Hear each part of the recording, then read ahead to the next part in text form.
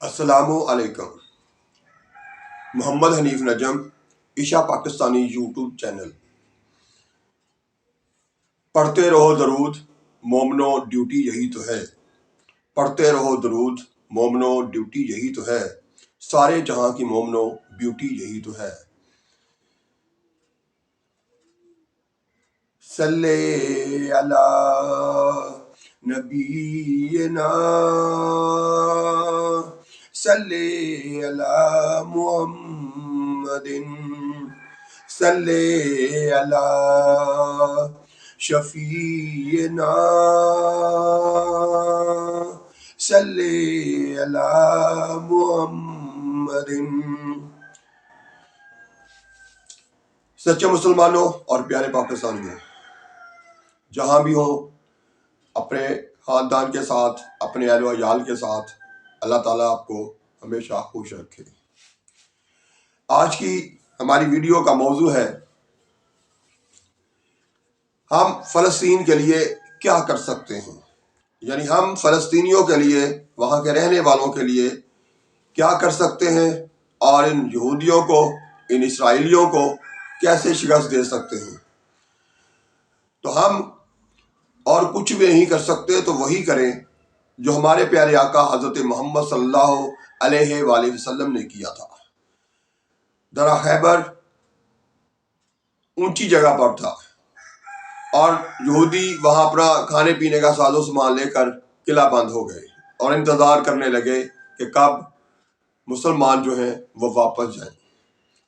اسی طرح سے حضرت محمد صلی اللہ علیہ وآلہ وسلم نے وہ جنگ جاری رکھی، حتیٰ کہ کافی عرصے تک خیبر فتح نہ ہوا، اس وجہ سے کہ وہ اونچی جگہ پہ بھی تھا اور مضبوط قلعہ تھا، اور اونچی جگہ کے ہونے کا نقصان مسلمانوں کو یہ ہو رہا تھا کہ ہم اگر پتھر پھینکیں تو وہ بھی واپس آ جاتے تھے اوپر ہی، اور اسی طرح سے اگر تیر پھینکیں تو وہ بھی وہاں پر پہنچے بغیر واپس آ جاتے تھے۔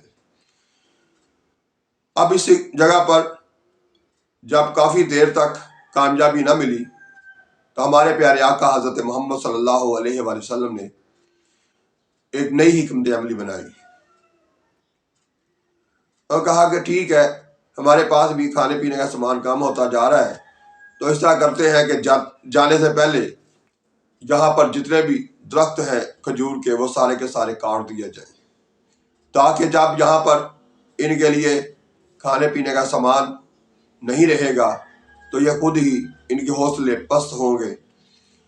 تو اس طرح سے ہی کیا گیا، صحابہ نے تمام درخت کاٹ ڈالے،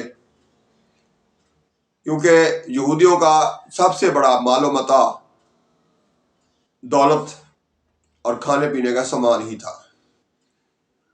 تو اس طرح سے پیارے پاکستانیوں اور تمام ملکوں میں رہنے والے سچے مسلمانوں، آپ بھی اس وقت جو صورتحال ہے اس میں یہودیوں کے درخت کاٹ ڈالو۔ آپ کے گھر ہمیں آنے والی اسرائیلی مصنوعات کی ہر چیز یہودیوں کا ایک درخت ہے، اور آپ اس درخت کو کاٹ ڈالو۔ یہی ایک شکست دینے اور اس وقت کے حالات میں چھوٹی سے چھوٹی نیکی کرنے کا طریقہ ہے، کیونکہ اللہ تعالیٰ فرماتے ہیں میں کسی کی چھوٹی سی چھوٹی نیکی بھی رائیگاں نہیں جانے دیتا، یعنی ضائع نہیں کرتا۔ تو پھر تمام مسلمان اور تمام پاکستانی جہاں جہاں بھی ہیں، وہ یہودیوں کا درخت کاٹنے کے لیے اپنی اپنی گھر میں ایک ایک کلہاڑی پکڑ لو اور یہودیوں کا ہر درخت کاٹ ڈالو۔ مثلا گھر میں اگر کوک آتی ہے تو اس کو پینا بند کرو، یہ درخت کاٹنے کے برابر ہے۔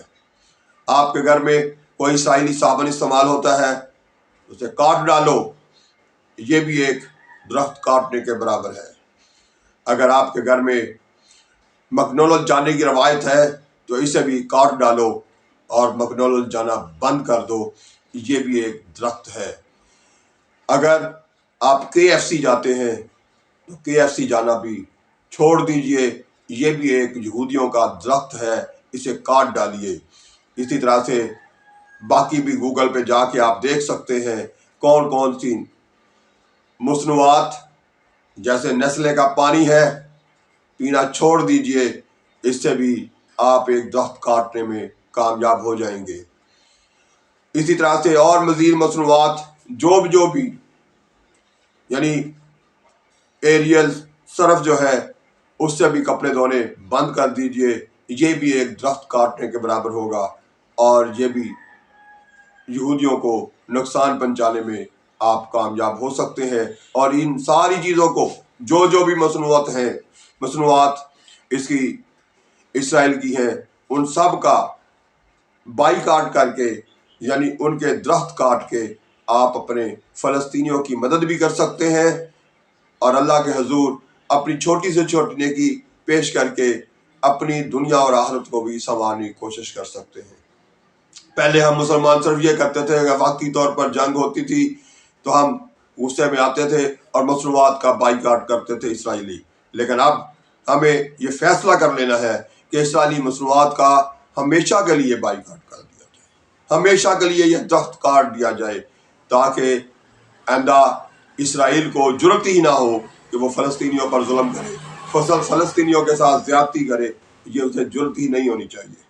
तो प्यारे पाकिस्तानियों और सच्चे मुसलमानों, अपने अपने तई अपने अपना कुल्हाड़ा जो है वो चलाइए और इन सारे दरख्तों को, जो भी जिन दरख्तों के पीछे भी इसराइली छुपे हुए हैं, इन सारे दरख्तों को काट दीजिए, ताकि आइंदा ये जुर्रत ही ना करें कि मुसलमानों पर कहीं भी हमला कर सकें। हमारी बहुत बड़ी कोताही है कि हम इसराइली मसनूआत का बेदरेग इस्तेमाल कर रहे हैं और उसकी वजह से बेदरेग पैसा जो है वो हम इसराइल को भेज रहे हैं।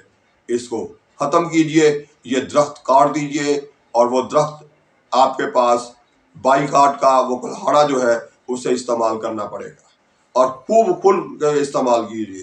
कतन अपने घर में कोई भी इसराइली मसनूआत जो है उनको दाखिल ना होने दीजिए। बेबहा चीज़ें ऐसी हैं जो मुतबादल उसके बहुत सारा कुछ मिल जाता है मार्केट में। ज़रूरी नहीं है कि हम जो इस्तेमाल करते हैं या बहुत अरसे से कर रहे हैं तो वही करते रहें।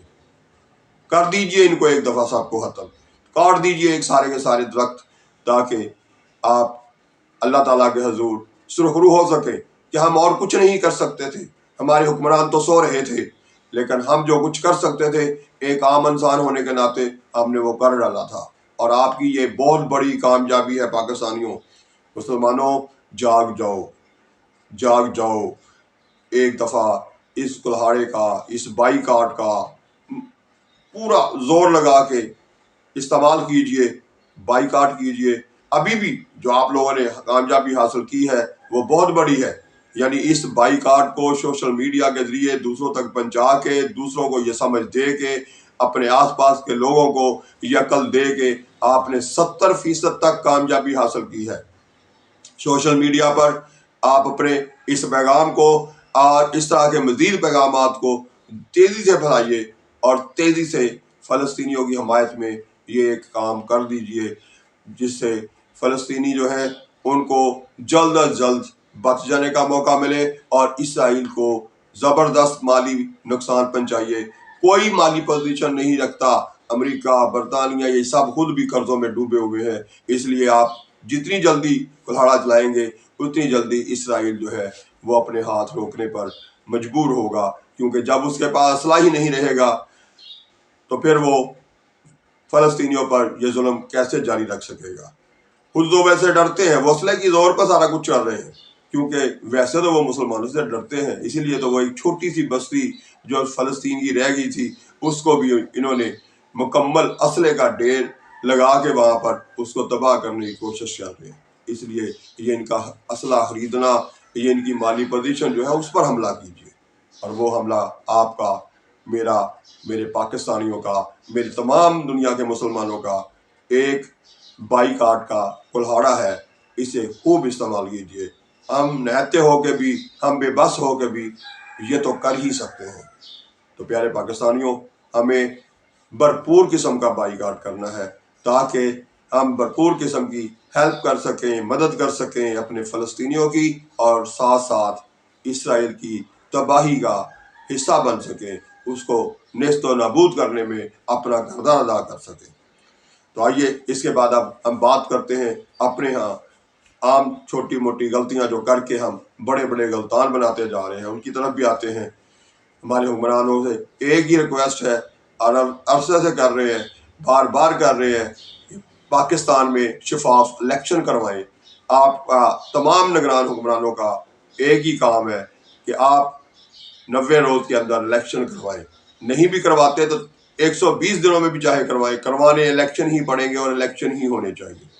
الیکشن ہوں گے، عوامی حکومت بنے گی، اس کے بعد عوامی فیصلے ہوں گے، ورنہ اس وقت تک یہ بے آئینی غیر آئینی حکومتیں جو ہیں یہ ہمارے لیے کسی طرح کا کوئی فائدہ نہیں کر سکتی۔ اس لیے تمام پاکستانی اس چیز پر زیادہ توجہ دیں، زیادہ زور ڈالیں اور زیادہ اسی پہ بات کریں کہ ہمیں جلد از جلد الیکشن چاہیے، اور وہ تمام سیاسی جماعتوں کے ساتھ شفاف الیکشن چاہیے۔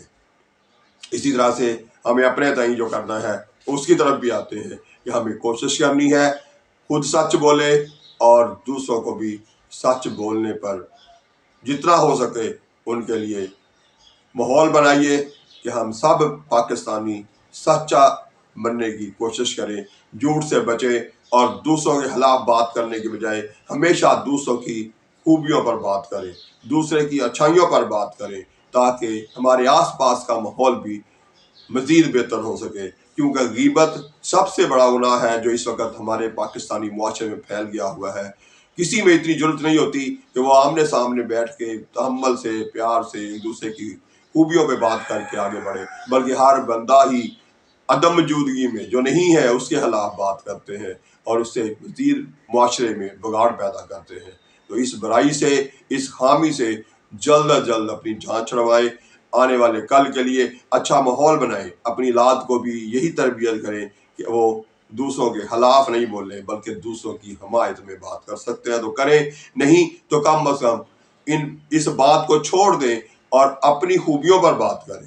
میں کیا کر سکتا ہوں، مجھے کیا کرنا چاہیے، اس پر ہر وقت غور کیجیے اور اسی پر عمل کرنے کی کوشش کیجیے کہ آپ اپنے ملک کے لیے، اپنے مذہب کے لیے، اپنے معاشرے کے لیے آپ کیا کر سکتے ہیں، اس پر آپس میں بات کیجیے اور اسی بات کو آگے بڑھاتے ہوئے پھر اس پر عمل کیجیے، عمل کر کے ثابت کیجیے کہ میں اپنے پاکستان اور اپنے پیارے مذہب اسلام کے لیے جو کر رہا ہوں یہ سب سے زیادہ بہترین ہے۔ تو پیارے پاکستانیوں، ڈٹے رہیے، خوش رہیے، اپنے اپنے خاندان اور اپنے اپنے شہر، اپنے اپنے گھر میں، اور ڈٹ کے سچ بولنے کا عادی خود بھی بنے اور دوسروں کو بھی بنائیے اور کامیاب ٹھہریے۔ قائم رہے آپ کا میرا پیارا پاکستان۔ پاکستان زندہ باد۔